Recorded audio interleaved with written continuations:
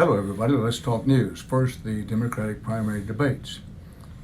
Keep in mind that generally speaking, no candidate gets in the polls much of an uptick or a downgrade as a result of these early primary debates.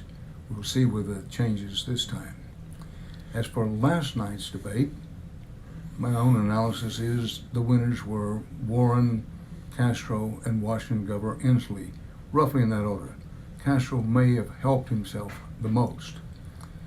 Now, tonight's debate will be all about Biden.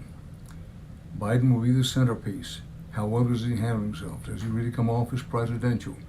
Does he misspeak at any time? How does he respond to attacks which seem probable? Bernie Sanders and others have to take on Biden in order to help themselves. So all eyes will be on Biden. I do want you to keep in mind that it's still very, very early. We have 495 days yet to go until the presidential election. That's a lifetime in politics. And when looking at all of these Democratic candidates, the question hangs out there, can any of them beat Trump? As long as the economy continues to appear to be doing as well as it's doing, Trump would be a very tough person to beat. Now, as for the day's other headlines, Supreme Court decision, very pro-Republican decision on gerrymandering congressional districts and manipulating the national census on which congressional districts are based.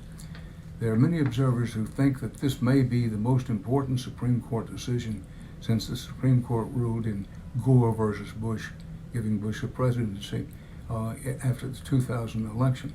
This is a big win for the Republicans. You can bet that Mitch McConnell is really smiling.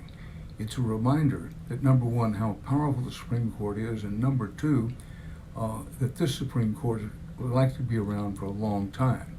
Now, those who don't like the decisions will make the following argument. The difficulty here is that this gives the Republicans added strength to thwart the will of the people.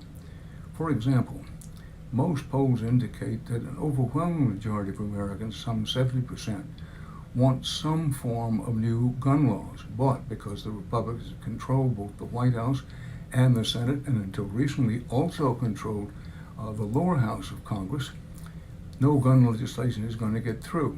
So the will of the people gets thwarted. Well, that's it for today, although we'll see you tonight on newsandguts.com with analysis and commentary about the second round of debates as they go along. See you then. Thanks for joining us.